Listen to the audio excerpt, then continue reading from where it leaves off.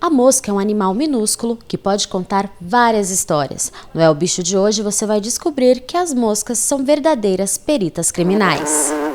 No Laboratório de Entomologia Integrativa do Instituto de Biologia da Unicamp, cientistas se dedicam a entender o comportamento desses insetos. Patrícia é professora e atual coordenadora do setor, mas seu fascínio pelo jeito rápido e imprevisível desses pequenos seres que voam vem desde criança. Antes de começar com meu trabalho com a área de pesquisa, eu já gostava das moscas na minha infância. Eu já crio moscas em casa por curiosidade desde os meus 12 anos de idade. Eu vi alguns trabalhos, alguns relatos em livros de ciência sobre a questão das drosófilas, que todo mundo conhece mosca. Geralmente, quando a gente fala mosca, as pessoas pensam nas drosófilas.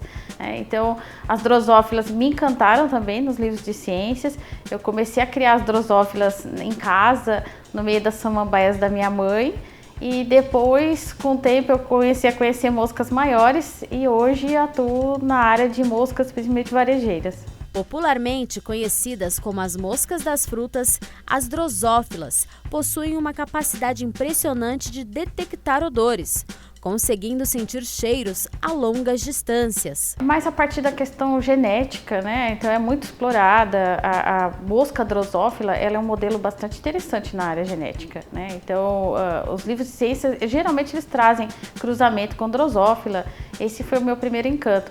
Mas depois eu mudei a perspectiva para as moscas, propriamente dito, porque eu achei fascinante a forma de criação delas, como elas colocam os ovos, as larvas, e perceber que não tinham só drosófilas no mundo, tinham muitas moscas, Hoje eu sei, claro, depois de muito tempo, que tem mais de 150 mil espécies de moscas, várias delas distribuídas pelo planeta, e a gente percebe que as moscas têm funções diferentes. Dependendo das condições ambientais, um ciclo de vida da mosca pode durar de 1 semana até cerca de 3 meses.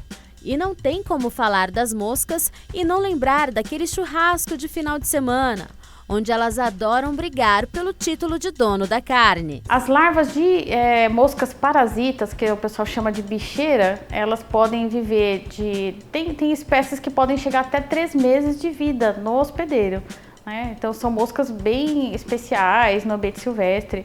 As moscas nossas comuns, essas dos dia a dia, que fica no churrasco, circulando, procurando uma oportunidade de colocar os ovos na nossa carne, se a gente não se der conta, essas a fase de larva dura mais ou menos de 7 a 10 dias. Essa mosca chama Chrysomia megacéfala, é uma mosca que ela não é originária aqui do Brasil, ela foi introduzida da África, na verdade ela é originária da Ásia, foi introduzida na África, depois foi reintroduzida aqui.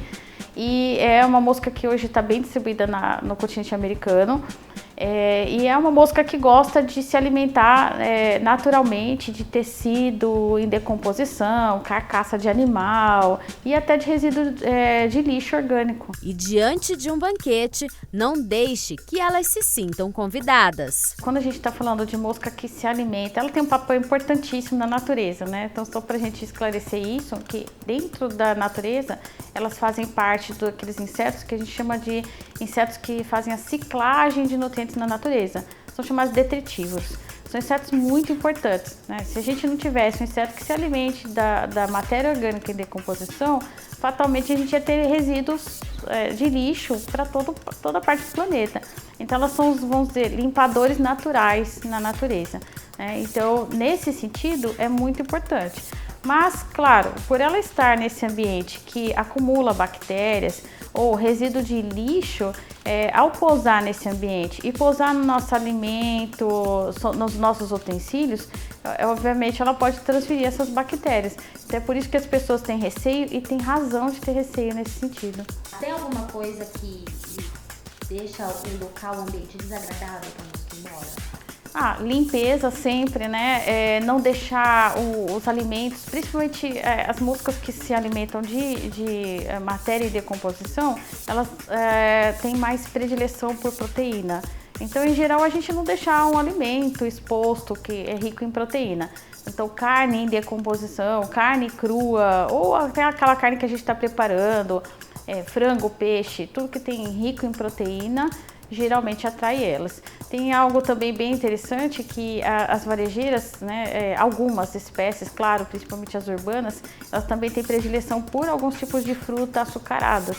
Então, manga, por exemplo, é bem comum que a gente tenha atratividade de insetos como varejeiras, né? Então, quem tem mangueira em casa, os frutos caem, acaba percebendo que tem um acúmulo de varejeiras. Então, elas também gostam de alguns tipos de fruta, assim, não é só a carne em decomposição ou a carne fresca. O legal, então, é sempre deixar tudo bem tampado, bem conservado. Sim, sempre cuidando da parte da higiene e do cuidado, né? Então, vou fazer o churrasco, não pode largar a carne, né, sem, fora da nossa vista ou sem alguma proteção, que, claro, elas vão fazer a colocação dos seus ovinhos. Os ovinhos, eles são bem pequenos, né? Cada ovinho tem mais ou menos em torno de 1,5 mm de comprimento. Então, ele é forma de banana. Ele é elipsoide, né? Forma de banana. Ele é bem pequenininho. Só que elas colocam os ovos, as varejeiras que entram dentro de casa, essas mais comuns, elas costumam colocar 50 ovos, mais ou menos, 50 a 70 ovos por vez, cada fêmea. Então, como eles ficam agrupadinhos, é fácil de ver. Mais ou menos esse bolinho de ovos que a gente fala, ele pode chegar até quase 1 centímetro de diâmetro. Então dá para um botão de camisa, vamos dizer assim, né? Então é fácil de visualizar. Então tem que ficar atento que, se perceber que foi colocado isso no alimento, então retirar aquela porção do alimento, jogar fora, dependendo do caso, até condenar o alimento e colocar ele no lixo, né? Porque não convém, pela questão das fêmeas, né? Das moscas ficarem transitando no lixo, não convém consumir um alimento que pode ter bactérias. E não é só na hora de comer que as moscas são protagonistas na roda de assunto. Elas são frequentemente retratadas em seriados e filmes de investigação criminal, associadas à morte e decadência, criando um impacto forte para o espectador. É bastante positivo para a nossa área de pesquisa, né, porque a pesquisa que nós chamamos de entomologia forense, que é uma pesquisa que tem como objetivo estudar o ciclo de vida dos insetos, a identificação, o comportamento, a distribuição de diferentes espécies de moscas. A gente tem como objetivo fornecer subsídios para que a perícia possa usar as informações dos insetos que são encontrados naturalmente se criando nos corpos em decomposição, que eles usem isso como vestígio e evidência para responder questões ligadas ao tempo de morte, por exemplo, ao consumo de drogas. Então, pensando nessa questão, os seriados são muito positivos para popularizar a ciência. Então, a gente tem vários seriados como Sherlock Holmes, né, as séries mais novas, ou até seriados específicos como a CSI, que traz o trabalho dos peritos. A gente vê a abordagem de peritos, de policiais, utilizando os insetos como evidência para resolver casos. As moscas varejeiras chegam rapidamente a um corpo em decomposição para colocar os seus ovos, que dão origem às larvas, e a presença de determinadas moscas pode até revelar se o corpo foi movido de um local para o outro. Os peritos, né, principalmente, quando eles coletam os insetos, eles coletam as larvas, porque são as larvas que estão se alimentando do corpo em decomposição que trazem esses elementos, né, de poder auxiliar, determinar o tempo de morte ou a causa da morte. As larvas, quando elas se alimentam de um corpo em decomposição que tenha feito ingestão de algumas substâncias tóxicas ou venenos, elas ficam acumuladas, essas substâncias, no corpo da larva. Então, basta fazer um exame químico, processo análise química, é possível detectar, principalmente quando a morte está em estágio mais avançado, né, onde a gente não tem mais tecidos ou líquidos corporais para poder fazer esse exame para comprovar potencial causa da morte, suspeita de envenenamento ou de uso de drogas. Nós temos dois tipos de perícia. Existe a perícia local, que é da cena criminal, que vai um perito da polícia científica, e tem um perito do Instituto Médico Legal. São dois peritos diferentes, então cada um faz um laudo separado. O perito local, ele pode sim olhar, coletar os vestígios e encaminhar para fazer análise. Claro que o perito tem essa experiência, expertise para saber essa cena criminal é compatível com o uso de alguma substância tóxica, né? Às vezes, um acidente ou uma morte natural, que não tem nenhum indício de que teve uso de substância tóxica, ele não precisa encaminhar a amostra para análise.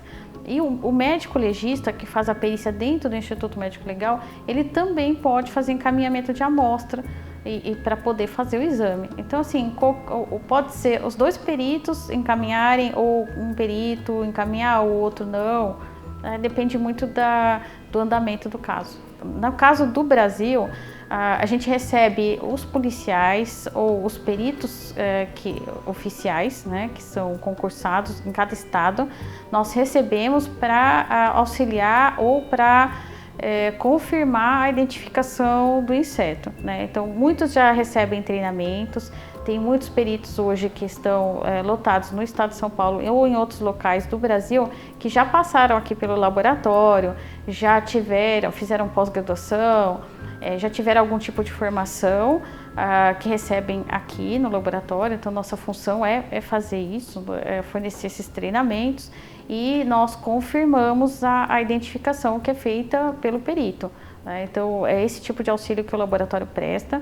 E também nós auxiliamos o perito no cálculo do tempo de vida, quando é o caso, né, no tempo de vida da larvinha, e ele vai acrescentar isso no seu laudo pericial.